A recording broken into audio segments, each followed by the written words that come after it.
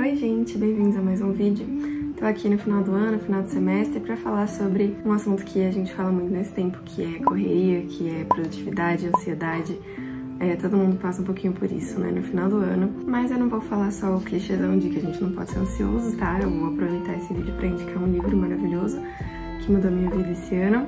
E a gente não vive correndo só no final do ano, né? Na verdade, a gente tá acostumado a um ritmo de correria na nossa vida e a gente até acha estranho quando a gente não tá correndo, quando a gente não tá enchendo o nosso dia de coisas pra fazer.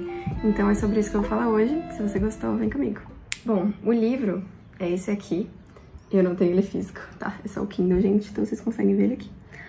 É o Refresh, da Shauna Murray, junto com o marido dela, o David Murray.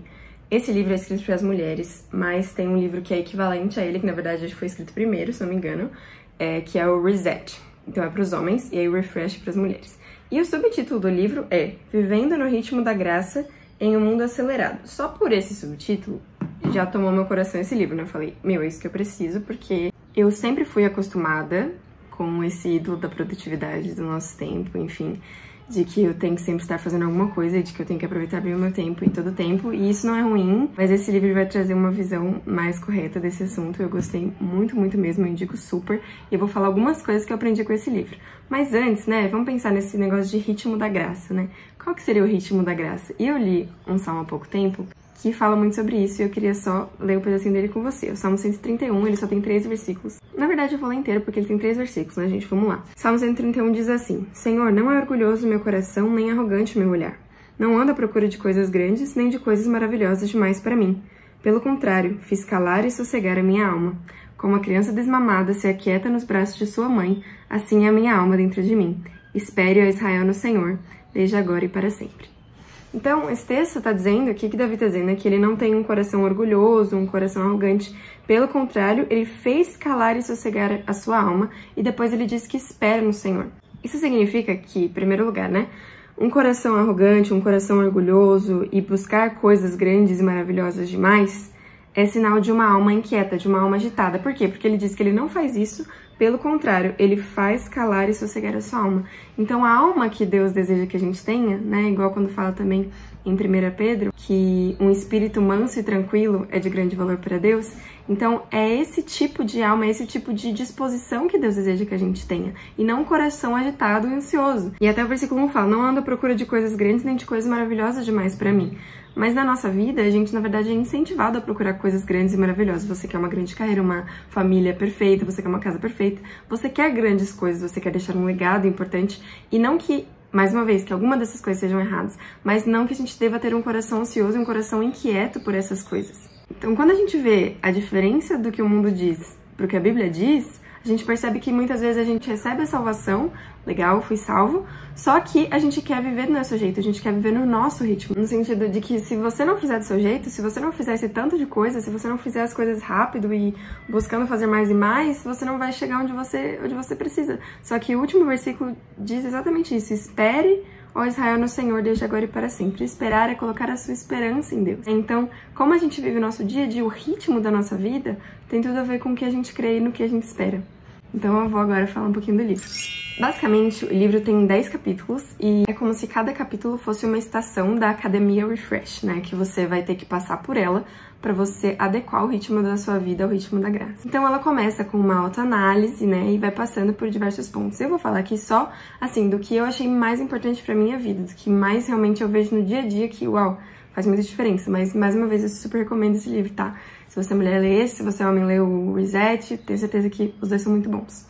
Primeira coisa que eu queria destacar é que existem fontes de graça que nós precisamos aproveitar. No sentido da gente ter atenção às coisas que Deus nos deu para nos reabastecer e não só ficar dando de nós, né, e sendo consumidos pelas atividades que a gente faz. No começo do livro ele fala sobre algumas fontes de graça que são, por exemplo, a gratidão pela salvação em Cristo, saber que eu fui aceita para moderar o meu perfeccionismo, saber que a bênção de Deus multiplica o meu trabalho além do que o meu esforço pode fazer. Podemos ser libertos de tentar assumir o controle, sabendo que contratempos e decepções da nossa vida são formas de testar nossa confiança, e nós podemos ser acolhidos pelos presentes que Deus nos deu. Então, tudo isso que Deus nos deu, a gente tem que receber como presentes e desfrutar dessas coisas.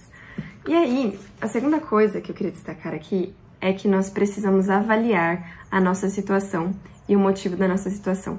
Então, você não pode, assim, começar fazendo algumas coisas já sem perceber em que situação você está. Você está muito estressado, enfim. Você se sente cansado na maioria do tempo. Quais são os sinais espirituais que você tem sentido? Você tem sentido distante de Deus?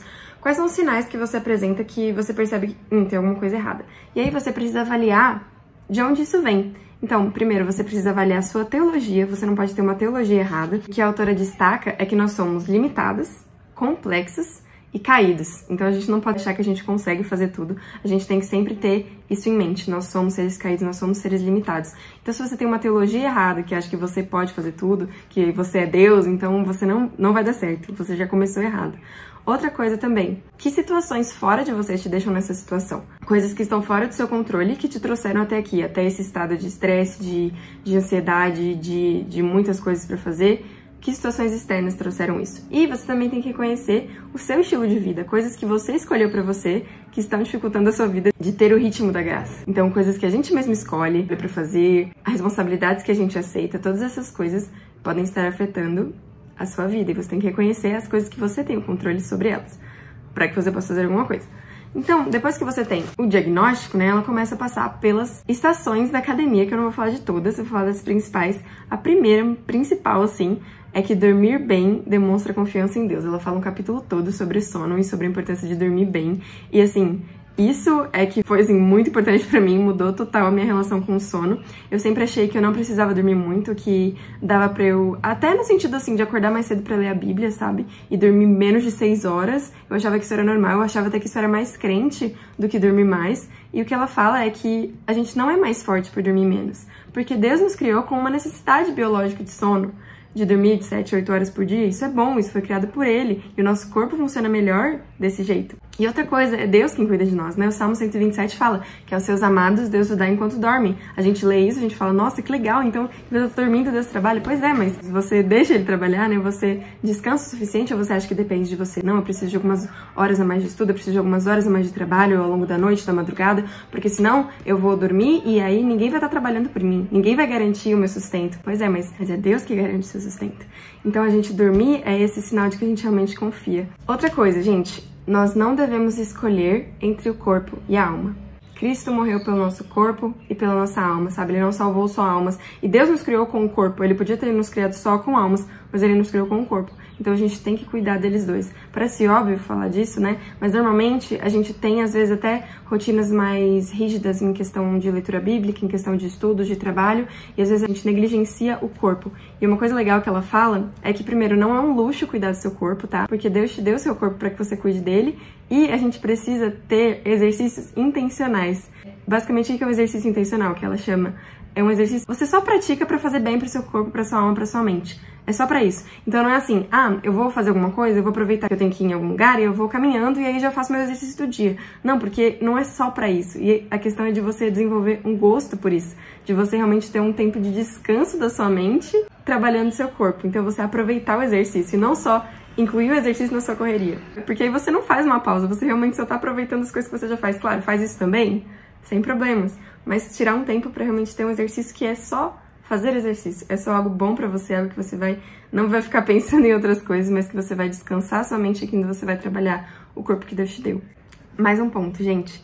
Nós precisamos de abastecimento. Essa parte falou muito comigo porque quando você tem o hábito de ter uma rotina muito cheia, né, que você usa todos os horários, eu usava a agenda do Google pra fazer meus horários há uns 2 anos, e eu realmente preenchia todos os horários, tipo, almoço mais descanso, tanto tempo, e tudo era muito planejado, e eu fui mudando isso ao longo do tempo, mas sempre gostei muito de escrever tudo que eu precisava fazer e encher o dia de coisa.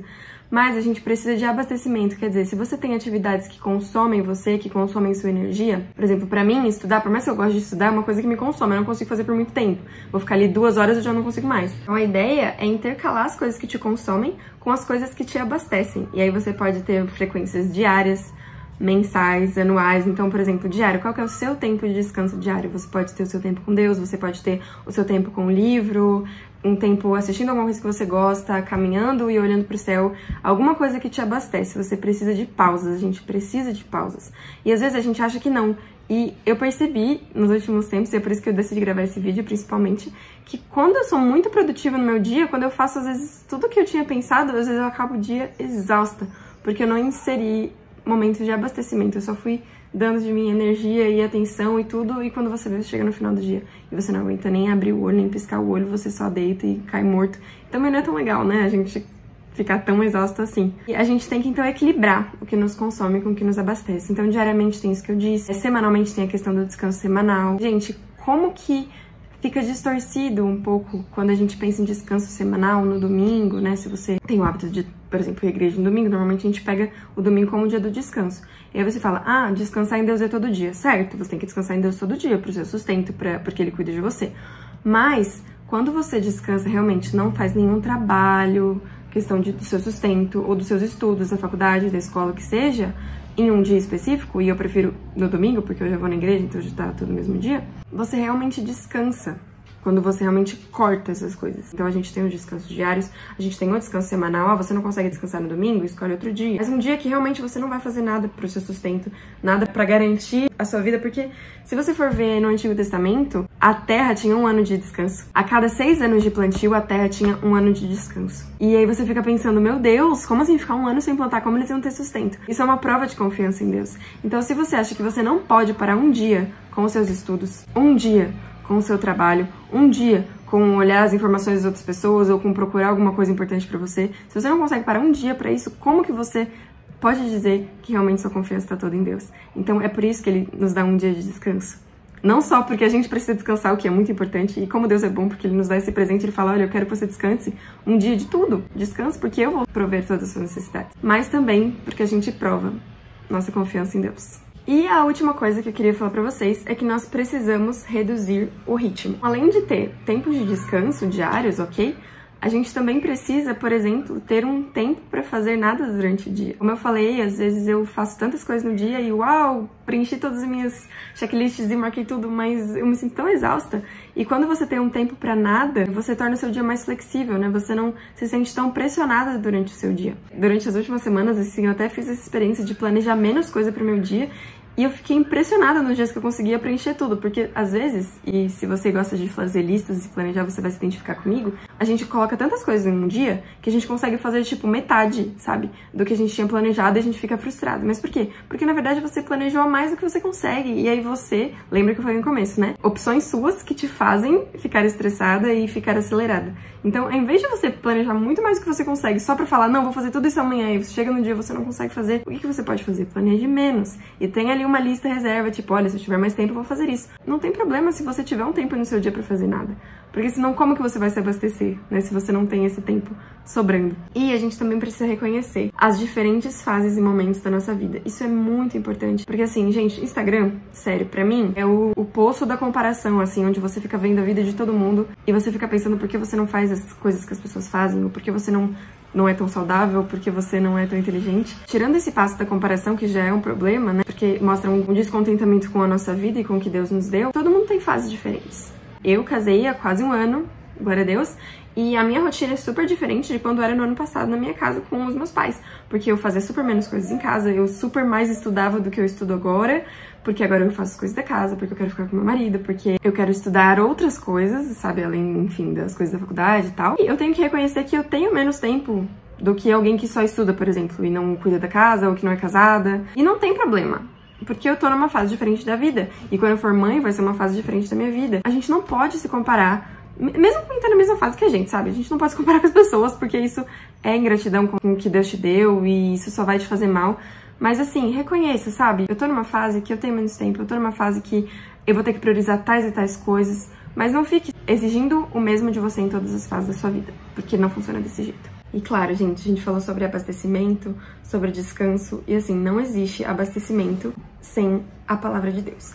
Então você pode se abastecer com outras coisas, com exercício, com caminhada, com assistir série e tudo mais. Mas se o seu primeiro abastecimento não for seu tempo com Deus, vai desandar, sabe? Você não vai ter o alimento que você precisa, sabe? Nosso corpo foi feito para se alimentar de comida boa e de exercícios. Nossa alma, nosso espírito foram feitos para ser alimentados pela palavra. Então, se é para planejar o seu dia, planeje ler a Bíblia, sabe? Planeje ter esse tempo com Deus, de silêncio, de aquietar o coração. Claro, tem várias coisas que ela fala, como silenciar notificações do celular, limitar o tempo do celular, ler a Bíblia primeiro. Eu não vou ficar dando, assim, regras pra vocês, mas, assim, diante de tudo isso, em primeiro lugar, tem que estar o nosso tempo com Deus. Depois disso, a gente vai conseguir olhar melhor as outras coisas e pesar o que a gente vai fazer ou não, quanto que a gente vai se planejar ou não e viver no ritmo da graça. Então, esse vídeo é pra vocês que se sentem realmente numa correria constante, sabe, gente? O que eu mais ouço, não é só no fim do ano, é sempre, e às vezes o que eu falo também,